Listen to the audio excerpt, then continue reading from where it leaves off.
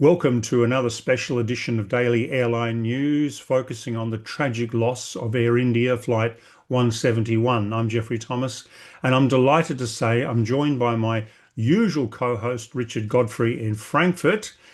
Good Good morning, good afternoon from afternoon, good afternoon. Frankfurt, Yeah, and good and evening to you.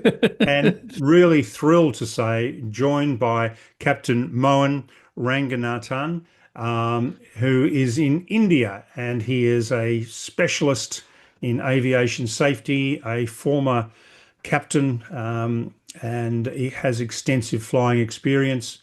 Good evening to you, Mohan. Good evening, Geoffrey. Good evening, Richard. A Hi. pleasure being with you. So, viewers, as we mentioned earlier, we've obviously got the report tomorrow from the Indian AAIB, and what we'd like to talk about today is exactly what is going to be in that report, or what we think is going to be in that report. And Mohan, if I can start with you, what are your thoughts about what we're going to learn tomorrow?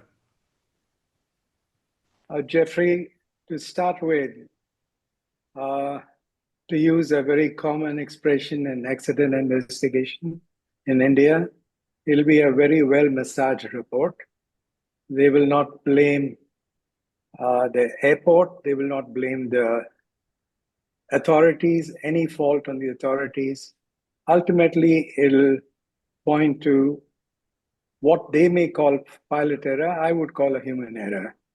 I'd like to highlight a statement after the Air France crash in Toronto, where the lead investigator was asked by the journalist, is that a pilot error? And he said, pilots are human, and humans are, I don't look at what the pilot has done to do something which he's not trained to do. I only try to find out what made him do what he did. And that is exactly what should be the objective. But going by the track record of the accidents that I have been involved in when I was part of the Civil Aviation Safety Advisory Council, where we were asked to assist in that Mangalore crash. And that was the most shocking report that you can ever see, where everything which is wrong was covered up and only the pilot was blamed. So here, I don't expect them to already, you have rumors floating around. First, they started with the flaps, then it became the rat, then it became, now the fuel switches as of yesterday. What John has written, I don't, though people are attacking that point. And there was even a show last night, which I saw, where they were saying that was a fantastic job done by the captain. And in 2 seconds it was, but if you look at the QRH of the 787, it gives you two indications of what could have been the beginning of all those rat and other things. For the dual engine failure in the checklist, it says the fuel selector cut off and then run. The next item on that, it's a RAM air selector to be selected. So the RAT was not selected because of a total power failure. It could be that it was done as part of the checklist, which the pilots had done. Now, why he did that is something which I can't fathom, because the checklist also says you need a minimum speed of 270 knots for the windmilling. And they never crossed even 180. So the question of achieving windmilling or starting the APU for assisted start is not there. So at that point, what he has done, maybe, like I would say, under pressure, trying to restart the engine. Did the second engine fail because of that action of cutting the fuel switches, or it was a FOD, which is what I suspect. And but for me, the most important thing which will be covered up is the overloading of the aircraft. There was one note which is floating around that the maximum takeoff weight for that temperature was 27.5 tons, and the load was 25.5 tons. So they had a margin of just 2 tons. And if you look at the kind of hand baggage that all the passengers carry, even a 10-kilogram excess hand baggage works out to 2.5 tons, which takes the weight beyond the maximum weight for the takeoff. And the other thing that the Met report says 37 degrees. And I'm told by various meteorologists that it was 42. And on a hot summer day, if you're flown, you'll see what is reported in the meteorological department and what is on the runway are totally different on a very hot day. But as Richard pointed out earlier, the ICAS should have indicated why the captain missed that. We don't know. The other point that I want to make is the first officer's experience, which was mentioned as 1,100 hours by the DGCA on the day of the crash. Now, out of the 1,100, 200 is on Cessna or a single engine aircraft. Now, only 900 hours, and going by the kind of flying people do, close to 1,000 hours, he's been flying for 1 year. Now, if they have carried out a dual engine failure checklist, I don't think any first officer in the world is trained to do a dual engine failure checklist during training. So it raises a lot of question mark about the kind of training which is done, the kind of monitoring of training. And this crash should open the eyes, because more than anything, the runway conditions were very bad. If you look at the CCTV, you have grass which is more than 9 inches tall, and you're supposed to keep it less than 3 inches. So will they blame the airport? No, they won't. So the NOTAM talks of flocks of birds, even numbering 80. Now, they discounted bird ingestion, saying there was no carcass found on the runway. But if it is picked up just after the end of the runway, there's going to be no evidence. And then after the crash, when the reported temperature of the burn fuselage was more than 1,000 degrees, there'll be nothing left for them to find out if there was a bird ingestion. I only hope that the NTSB and Boeing identify. And the other thing I want to point out, that if there was something really wrong with the aircraft, I don't think Boeing and NTSB or even FAA would have let it ride for 1 month when you have 787s flying all over the world. So it points to a different direction, but the report I don't expect is going to be truthful. And even though you've got ICAO there as well as an observer? You see, ICAO will never point a finger. In the Mangalore thing, right under their nose, you saw blatant violations of the ICAO Annex 14 standard. So the day of the accident, the Civil Aviation Minister, Praful Patel, said, Mangalore conforms to all ICAO Annex 14 standards. And I can show you 100 violations of Annex 14 standards there. Here, the day of the crash, you did not have the DGCA opening his mouth, other than naming the captains, which is never done in an accident. No. You had the minister announcing that they'll be having a team, it is not the DGCA who has announced that there'll be an investigation team. Mm. And then they never sanitized the area. Mm. People were, television teams were crawling all over. People were taking selfies. And, every norm and accident investigation was violated. Did they map the debris? Did they isolate the area? No. So ICAO knows that, so they will not even open it. They are only, honestly, what I've seen from the Mangalore crash also, they blindly accept a report submitted by a nation. Yeah. And that you would have seen everywhere, like the recent, that Korean, they had the concrete structure for the localizer, just like what Mangalore had. Yeah. How did Yeah. the ICAO audit clear Korea? So it becomes a question mark on their credibility also. Yeah. I hope this time things open up. Richard, On you got any that thoughts on it? subject, yeah, I was going to say on that subject, I hope they open up.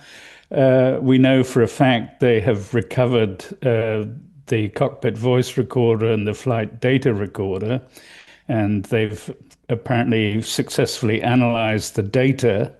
And they will have then a record of all of the cockpit voice sounds and a record of all of over 1,000 flight parameters in the flight data recorder. That's factual evidence, and you can not recover the data, but if you do successfully recover the data, then you can publish that data in due course. It may take a long time to analyze every item of that data, but the essential data on the airspeed, the altitude achieved, the thrust settings, and the timing, that they could publish, don't you think? Do you think they could I think publish they that, should. Mohan? Yeah. They should. In fact, I had even put on Twitter a couple of days back, they should give the DFTR data on the graph form. If they give it in a table form, that is something which can be manipulated. But and I'll give you an example for that. In 2009, a Kingfisher ATR in Bombay overshot the runway, landing in rain. And they tried covering it up as a serious incident and said the aircraft hydroplaned. And, because I was part of the system there, I got hold of the video. I have the crash video with me. You can actually see the aircraft was porpoising. It was high and fast. He was not touching down at all.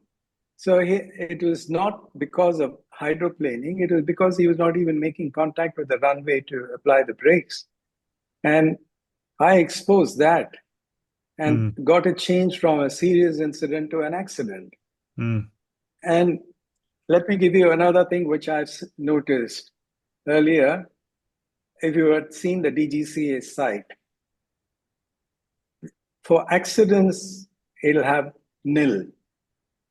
Then in the ICAO site, I found that there were several claims made for accidents, and several of those flights between 2001 and 2010, which in the ICAO report was marked as accident. So I exposed that as part of that KISAC findings. I said, why are you doing that? You are declaring it as an incident so that the insurance rates are low, but then probably giving an unrecorded report saying it's an accident so that the individual can claim the accident insurance for their aircraft. But ever since I exposed that, the DGCA site does not mention anything, not even nil. That whole, so this kind of cover up is what worries me a lot. Do you think there were apparently 3 Air India 787 captain trainers in the simulators in Mumbai trying to replicate possible electrical failure scenarios and dual engine flameout, and they say they were unable to replicate the crash conditions. Is it possible, do you think, to replicate the crash conditions in a simulator? Not at all, because a computer only dishes out what you have fed in. So if they don't have the data, unless the DFDR data is there, you wouldn't know what happened to identify exactly what happened. Now, my opinion, if you look at the only footage that I've seen is the CCTV footage. And you can see when the aircraft rotates, it's in a cloud of dust. And you can see the movement yawing to the right, and a couple of seconds later, yawing to the left. You can see the thrust in the exhaust kicking up the dust, disappearing. Now, that could be due to an FOD. But the other thing I wanted to, it came to my mind, that the aircraft climbed to 400 feet. And if you saw the attitude of the aircraft, it was very high nose high attitude. And what I've noticed during my flying days, and also that people tend to fly using the stab trim. And, you know, the stab trim is a very powerful piece on a Boeing. And the old days, there used to be a jam stab checklist. If you see, remember that, Geoffrey? Yes. And one of the items there was fly interim speed until start of the approach. Because whatever stab trim setting you've done, the aircraft seeks its speed. I don't know why Boeing removed that in the later FCTMs. And if somebody, when they lose an engine, or when they, why do tail strikes happen? Because a lot of pilots I find are flying using the stab trim instead of the elevator. So that is when you get into uncontrolled situation. You are not flying the aircraft is flying you.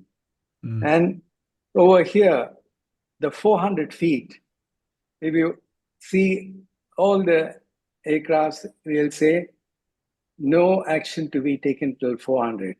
Now, did they try to reach 400 so that they can restart the engine? That is something, is a point which the CVR and the DFDR will tell us what was the speed at which they even tried. But I don't think the dual engine failure took place, caused the RAT to deploy. It is some other thing. Richard, what do you think will come out in the report tomorrow? Well, I think they will go through the takeoff sequence. They will tell us what the flap and slat settings were, for example. They will tell us what the expected runway length and what the point of rotation should be. They will go through any critical system failures. They might tell us the reason why the landing gear remained extended. They might tell us why they believe the RAT was deployed. Was that automatic or was it manual? They'll tell us, I hope, something about the black boxes and the data they've recovered.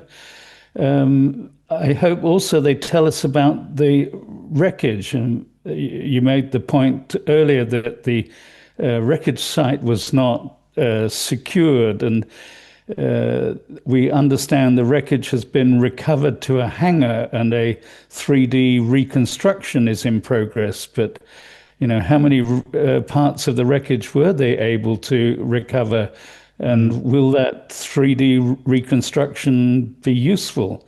These are the questions that I've got. You mentioned, for example, did we have an overweight situation? Or you mentioned the nose up attitude. Was there an over rotation? Was the climb gradient too high? So I expect data to be able to answer lots of these open questions. You're very optimistic then, Richard. Yes. Richard, let me tell you, you mentioned about the 3D reconstruction of wreckage. Yep. For the Mangalore crash, from the Safety Council, we were not allowed to go for inspection until the report came out. And Yeah. I made the inspection 2 days after the report came out.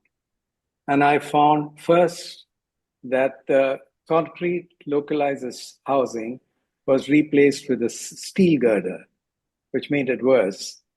And just behind the localizer housing, along the fence, was an aircraft part lying near the fence.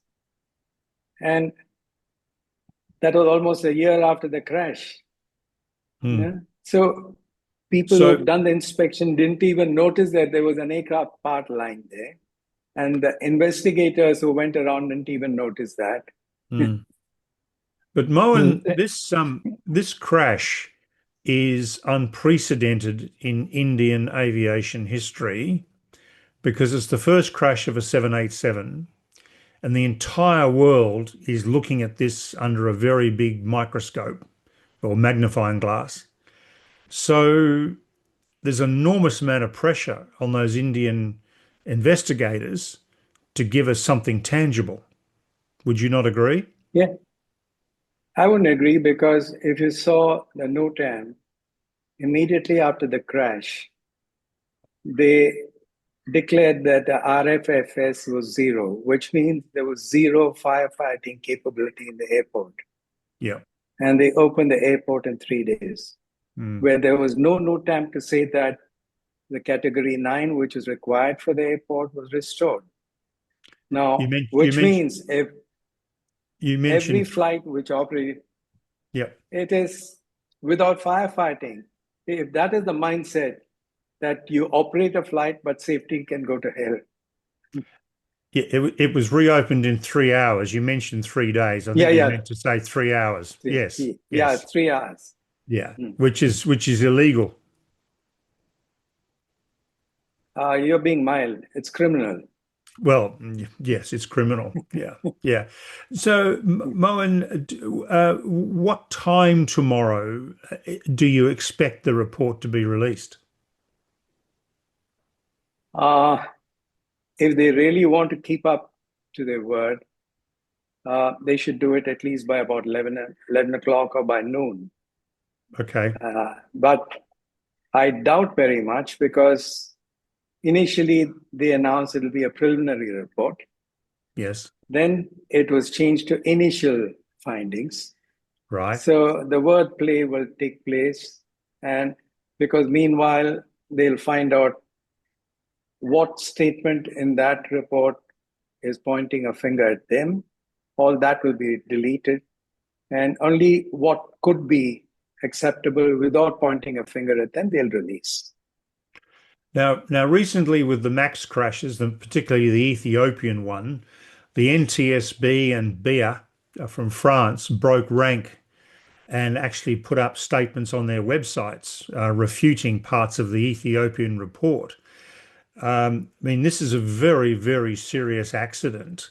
Do you think that the NTSB or the British AAIB might break ranks if the report is not sufficient and make statements saying the 787 is in the clear, or General Electric saying the engine's in the clear?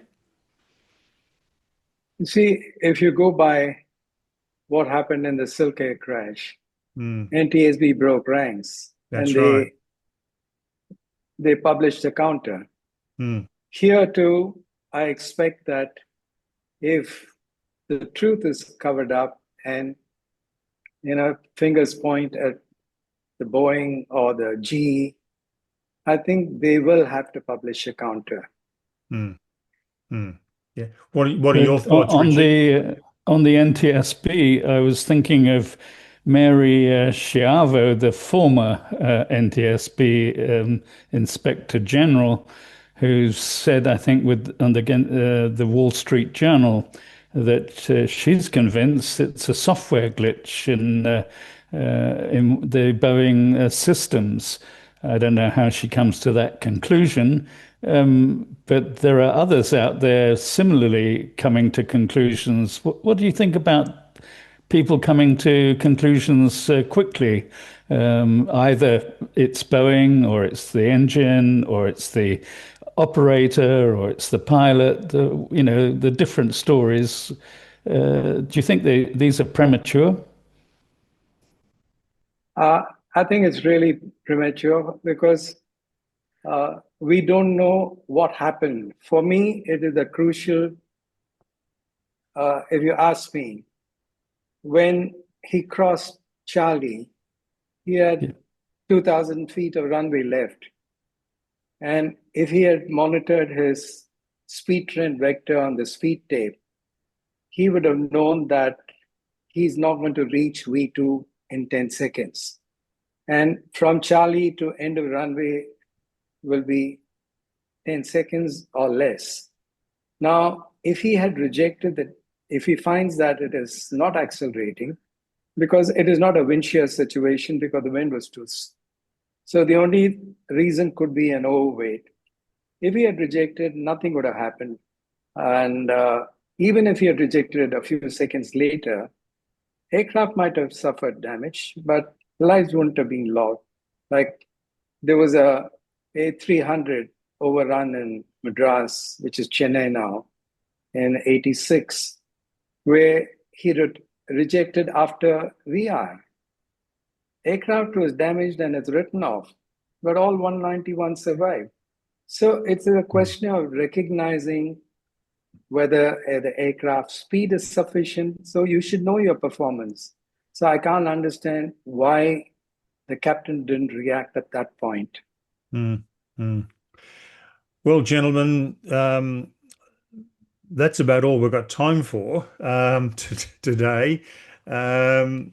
So I thank you both very much indeed for your input, Mohan particularly, giving us your time. We've been analysing this crash for the last several weeks, Richard, have we not? And Yeah, it's and we've had some almost a month, I think. Yes. I'm going to say it's almost a month, and we've had some amazing feedback from readers and some great and very strong debates. Mohan, we would love your input tomorrow after the report comes out. If you would like to join us, it'd be absolutely fabulous. Sure. Yeah, that'd be terrific. So with that, thank you, Richard. Thank you, Mohan. Thank you, viewers, for watching. Please subscribe to us. Please like us. And please do tune in tomorrow for the initial or preliminary report on the tragic, tragic loss of Air India 171. Thank you. Thank you, gentlemen. You're welcome. Thank you, Geoffrey. Thank you, Richard.